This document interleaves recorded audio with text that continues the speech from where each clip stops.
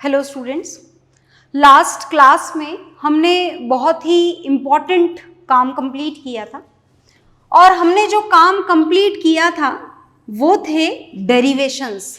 Is it okay? हमने 3 equation of motion के derivations complete करे थे और वो जो 3 इक्वेशन ऑफ मोशन हमने ऑब्टेन करी थी वो देखिएगा जरा, मैं लिख रही हूँ यहाँ पर। फर्स्ट इक्वेशन ऑफ मोशन थी v is equal to u plus at, है ना।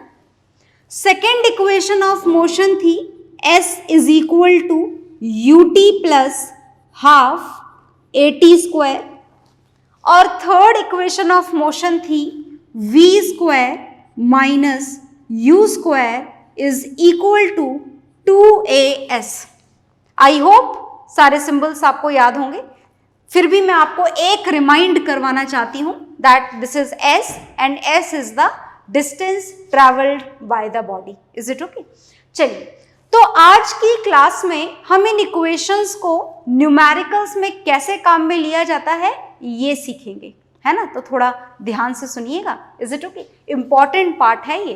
तो हमें जो न्यूमेरिकल्स फिलहाल करने हैं ये आप ही की वर्कशीट में इन डेरिवेशंस के बाद में दिया हुआ सेकंड क्वेश्चन है जो हम करने जा रहे हैं। मैंने क्वेश्चन ऑलरेडी लिख दिया है आप लोगों के लिए, ध्यान से देखिए। तो अकॉर्डिंग टू दिस क्वेश्चन हमें क्या करना होता है, क्या करने का तरीका होता है न्यूमेरिकल। आप कुछ कर चुके हैं तो आपको शायद थोड़ा बहुत तरीका समझ में आ गया होगा। सबसे पहला तरीका है that whatever the physical quantities are given in the question, note them down. Is it okay? चलिए तो देखते हैं। A body starts to a slide over a horizontal surface with an initial velocity of 0.5 metre पर second. मतलब सबसे पहली जो physical quantity हमको गिवन है वो हम नोट डाउन कर लेते हैं। And this first physical quantity which is given here is initial velocity and initial velocity is denoted by the symbol u। तो u की वैल्यू लिख लें। अब आप u की वैल्यू गिवन है 0.5 मीटर्स पर सेकेंड। आगे देखें, ड्यू टू फ्रिक्शन, फ्रिक्शन के कारण उसकी वेलोसिटी क्या होती चली जा रही है, लिखा हुआ है इट्स वेलोसिटी डिक्रीजेस। वेलोसिटी क्या हो रही है? डिक्रीज हो रही है, कम हो रही है। याद है क्या आपको? जब वेलोसिटी डिक्रीज होती है तो एक्सेलरेशन कौन सा होता है? नेगेटिव, है ना। देखिएगा, at the rate of 0.05 metres पर सेकेंड स्क्वायर। तो इन्होंने हमको कहीं बताया ही नहीं कि आखिर ये 0.05 मीटर पर सेकेंड स्क्वायर चीज क्या है, नहीं बताया ना। तो फिर हम कैसे पता लगाएंगे कि आखिर ये क्या है? ये पता लगाने के लिए हमें सारी फिजिकल क्वांटिटीज की SI यूनिट याद होनी चाहिए। हमें पता होना चाहिए कि ये मीटर पर सेकेंड स्क्वायर एक्सेलरेशन की SI यूनिट है। Is it okay? और ऐसा पता लगाने के बाद में हम लिख देते हैं that acceleration is also given here and this is 0.05 meters per second square, and as the velocity decreases therefore acceleration is negative। ये हमेशा गिवन हो ऐसा जरूरी नहीं है, आपको ये पता लगाना आना चाहिए। ठीक है, आगे देखिए। हाउ मच टाइम, मतलब इन्होंने क्या कैलकुलेट करने के लिए बोला है? टाइम कैलकुलेट करने के लिए बोला है। टी क्वेश्चन मार्क लगा दें। Will it take for the body to stop, मतलब आप बॉडी को रोकना चाहते हैं, रुकेगा ही सही। अगर फ्रिक्शन वेलोसिटी कम कर रहा है तो कम होते होते रुक जाएगी बॉडी। तो बॉडी टू स्टॉप लिखा है, मतलब आप यहाँ पर फाइनल वेलोसिटी जो है वो कितनी काम में लेंगे? फाइनल वेलोसिटी v आप काम में लेंगे 0। अब देखें जरा, आपको u की वैल्यू पता है, आपको a की वैल्यू पता है, t की वैल्यू पता लगाना है और v की वैल्यू भी आपको पता है। तो अब जो हमारा काम है वो सबसे डिफिकल्ट जॉब हम शुरू करने जा रहे हैं कि आखिर इन तीनों में से हम कौन सी इक्वेशन को काम में लें। कई बार तो ऐसा होता है कि दो दो इक्वेशन में से कोई सी भी एक इक्वेशन अप्लाई की जा सकती है, पर फिलहाल ऐसा नहीं है। फिलहाल इन तीनों में से कोई एक इक्वेशन ही है जो आपको काम में लेनी है और अब आपको ये पता लगाना है। तो देखो, जो फॉर्मूला हम काम में लें, ज़रूरी है कि उनमें जो चीज़ें गिवन हो वो उस फॉर्मूले के अंदर प्रेजेंट हो, प्लस जो चीज़ आइडेंटिफाई करनी है, फाइंड आउट करनी है, वो भी प्रेजेंट हो, और ऐसी कोई चीज़ प्रेजेंट ना हो जो इसके अलावा भी अननोन हो। Is it okay? तो क्या हम देखिएगा इस इक्वेशन को काम में ले सकते हैं, थर्ड को नहीं। क्या हमें v की वैल्यू पता है? बिल्कुल पता है।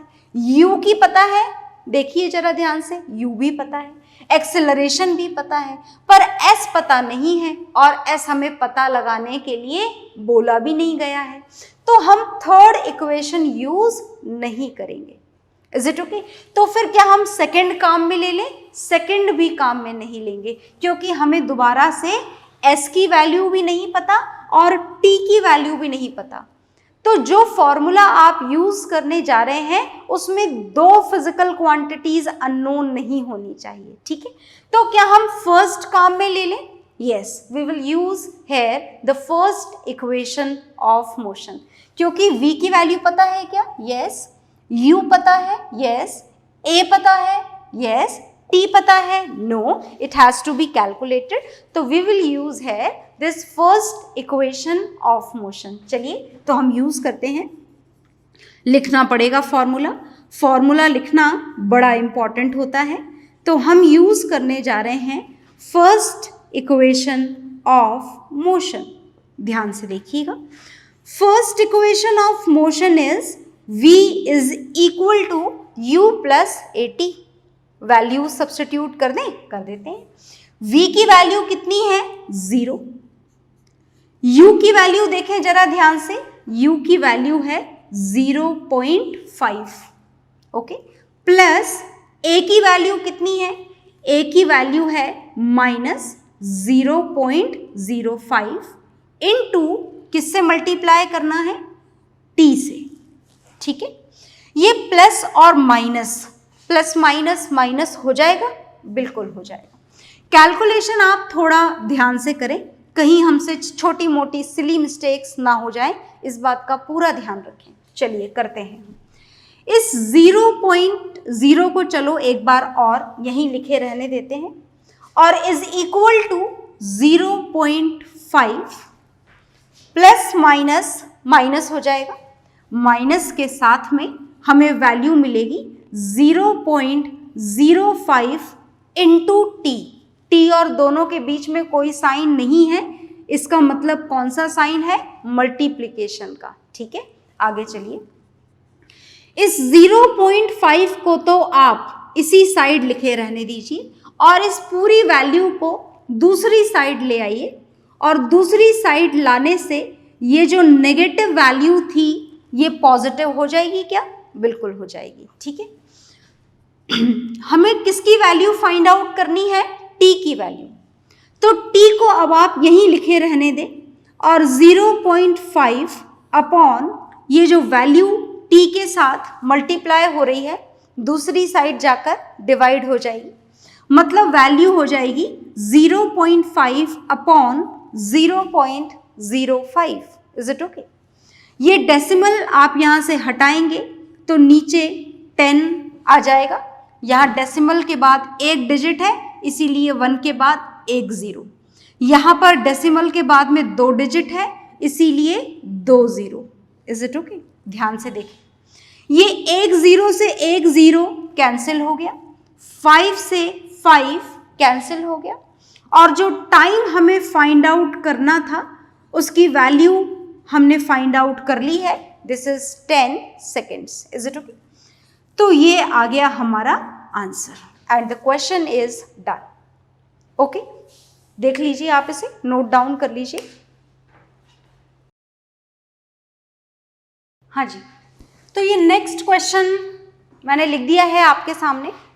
इस नेक्स्ट क्वेश्चन को भी हमें इक्वेशन ऑफ मोशन से ही सॉल्व करना है और ये क्वेश्चन आपकी एनसीईआरटी बुक का ही है। एनसीईआरटी बुक के लास्ट ब्लू ब्लॉक का क्वेश्चन है ये, ध्यान से देखिएगा, ठीक है।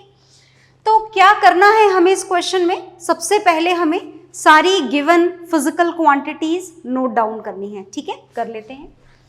A stone is thrown in the vertically upward direction. एक स्टोन है और इस स्टोन को कौन सी डायरेक्शन में फेंका जा रहा है, वर्टिकली अपवर्ड डायरेक्शन में, ठीक है। और वर्टिकली अपवर्ड डायरेक्शन में इनिशियल वेलोसिटी जिससे फेंका जा रहा है वो हम यहाँ पर नोट कर लेते हैं। दे रखी है क्वेश्चन में, ध्यान से देखिए, इस कॉर्नर पे लिखी हुई है, this is initial velocity of stone is given है एंड दिस इज 5 मीटर्स पर सेकेंड। अब मैं आपको कुछ बात बताना चाहती हूं, ध्यान से सुनिएगा। जब किसी भी बॉडी को, जैसे मान लो कि मेरे पास में ये मार्कर है, इस मार्कर को अगर मैं किसी इनिशियल वेलोसिटी से ऊपर फेंकूं तो ये ऊपर जाएगा, बिल्कुल जाएगा। तो क्या ये ऊपर जाता ही चला जाएगा? नहीं, एक पर्टिकुलर हाइट के बाद में ये अपना मोशन अपवर्ड डायरेक्शन में बंद कर देगा और नीचे आना शुरू हो जाएगा। ऐसा होगा? बिल्कुल। मतलब ऊपर जाते जाते इसकी वेलोसिटी क्या होती जा रही है, कम होती जा रही है, कम कम कम कम, और फाइनली एट द एंड इसकी फाइनल वेलोसिटी कितनी हो जाएगी, 0।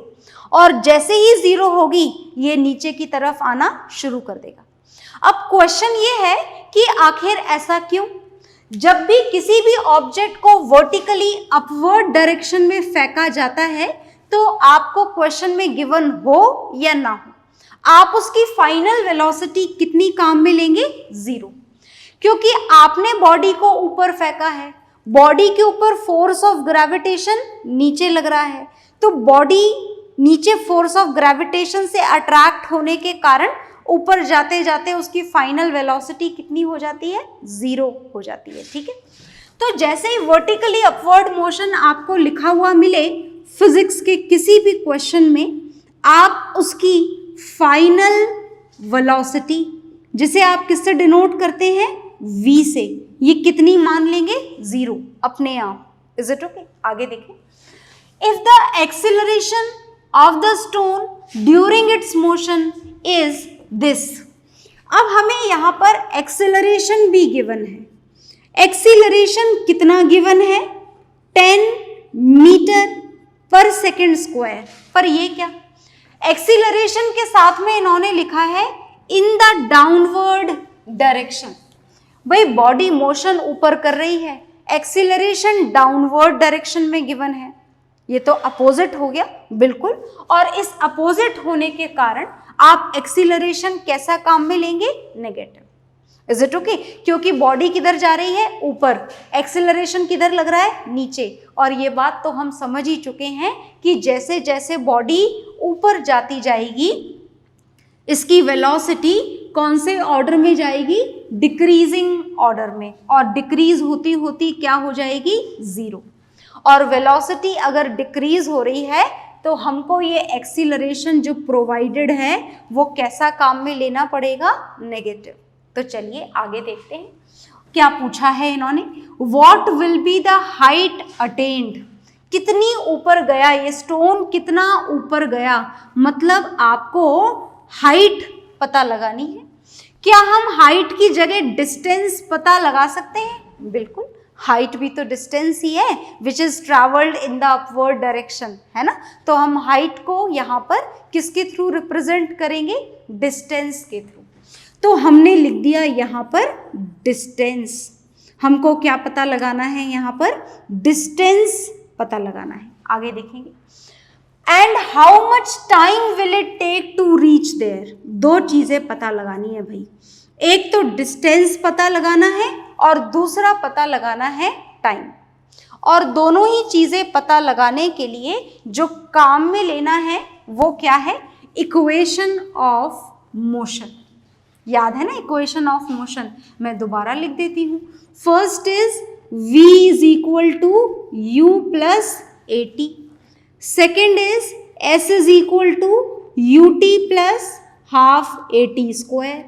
And third is v square minus u square is equal to 2as. तीनों लिख दी है मैंने ताकि हम आसानी से पता लगा सकें कि हमें कौन सी इक्वेशन यहाँ पर काम में लेनी है ना। चलिए पता लगाते हैं। सबसे पहले इन्होंने हमसे पूछा है डिस्टेंस, तो पहले हम डिस्टेंस ही पता लगाएंगे। देखिएगा, v की वैल्यू पता है, u की वैल्यू पता है, a की पता है, s हमें पता लगाना है। तो हमें ऐसी इक्वेशन यूज करनी चाहिए जिसमें ये 1, 2, 3 और 4 चारों चीजें प्रेजेंट हो। तो इस हिसाब से जो इक्वेशन हमें सूटेबल दिख रही है वो थर्ड है। मैं थर्ड से पता लगा रही हूँ। अगर आपको लग रहा है कि किसी और से भी पता लगा सकते हैं तो आप ट्राई जरूर करिएगा। ओके, फिलहाल हम जो यूज करने जा रहे हैं, this is third equation of motion.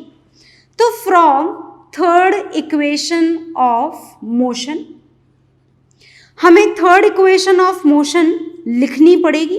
Formulas लिखना इंपॉर्टेंट होता है। लिख दिए हमने, v square minus u square is equal to 2as। अब वैल्यूज बड़े तरीके से बिल्कुल आराम से शांति से सब्स्टिट्यूट करें आप ताकि गलती ना हो। ठीक है, v की वैल्यू क्या है यहाँ पर? v की वैल्यू है यहाँ पर 0, तो 0 का स्क्वायर भी कर देंगे तो भी 0 ही रहेगा, पर फिर भी हमने एक बार लिख तो दिया है। u की वैल्यू क्या है यहाँ पर? ये लिखी हुई 5 मीटर पर सेकेंड, तो -5 स्क्वायर आगे देखेंगे इज इक्वल टू 2as। सारी वैल्यूज लिख देते हैं। 2 इंटू a की वैल्यू क्या है देखेंगे, -10, तो हम यहाँ पर ब्रैकेट में लिख देते हैं -10 और साथ में क्या मल्टीप्लाई हो रहा है? Distance travelled. Is it okay? चलिए आगे करते हैं।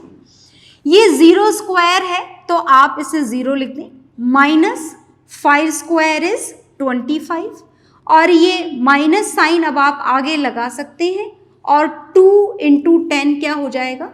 20s। मल्टीप्लाई हो रहा है s यहाँ पर। अब देखिएगा ये -25, 0 की तो वैसे भी कोई वैल्यू नहीं है, ऐसे ही रिमूव कर सकते हैं आप इसे, और this is -20 into s। Is it okay? ये माइनस से माइनस साइन कैंसिल हो जाएगा क्या? बिल्कुल हो जाएगा। आगे देखिए, अब आपको डिवाइड करना है। ये 20 और s मल्टीप्लाई हो रहे हैं, तो ये जो 20 है ये दूसरी साइड आकर के क्या हो जाएगा? डिवाइड हो जाएगा। ओके, अब देखिए क्या ये 5 के टेबल से कैंसिल हो जाएंगे? बिल्कुल। कैसे हो जाएंगे? 5 5s are 25 and 5 4s are 20। Is it okay? तो यहाँ पर ये आपको मिला 5/4 और ये किसकी वैल्यू मिली आपको? s की वैल्यू मिली है। ओके, क्या हम इसको ऐसे छोड़ दें? नहीं, हमें डिवाइड करना होगा।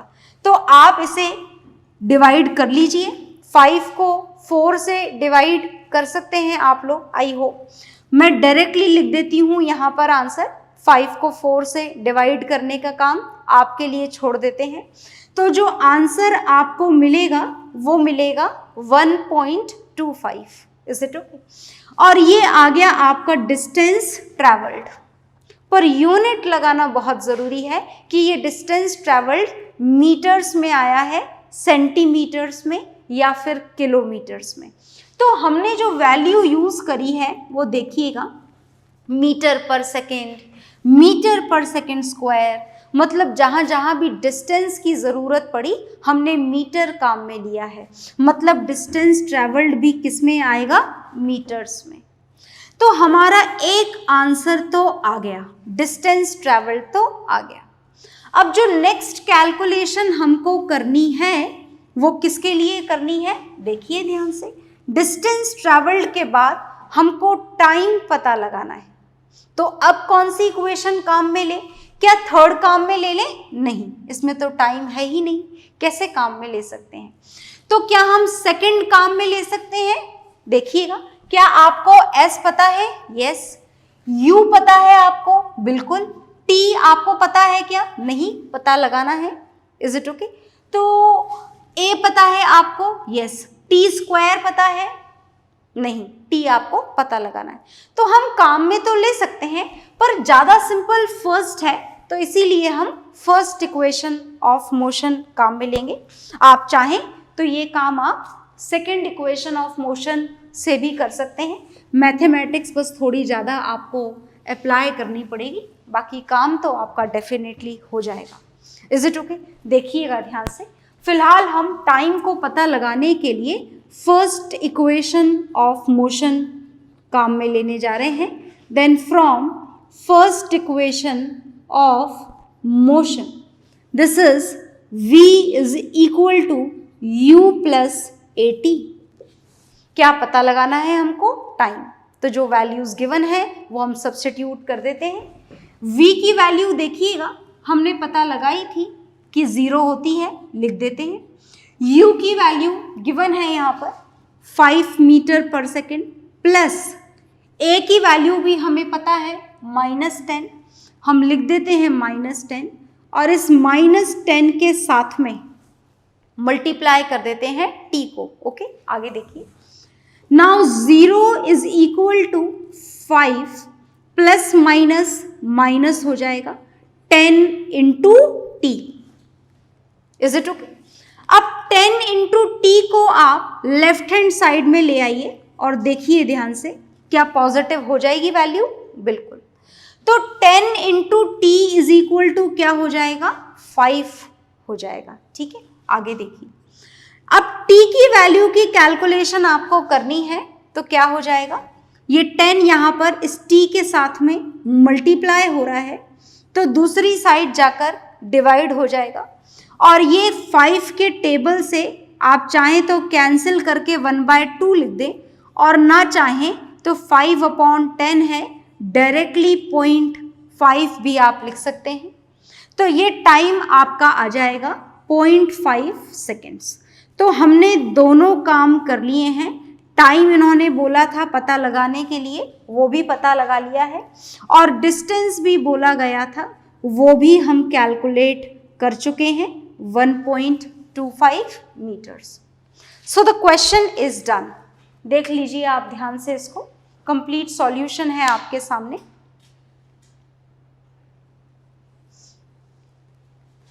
तो आई होप आपने देख लिया होगा, इसको प्रॉपरली समझें, और जितने भी रिमेनिंग क्वेश्चन हैं इक्वेशन ऑफ मोशन से रिलेटेड, उनको बहुत प्रॉपरली और आराम से सॉल्व करें। Is it okay? So bye everyone.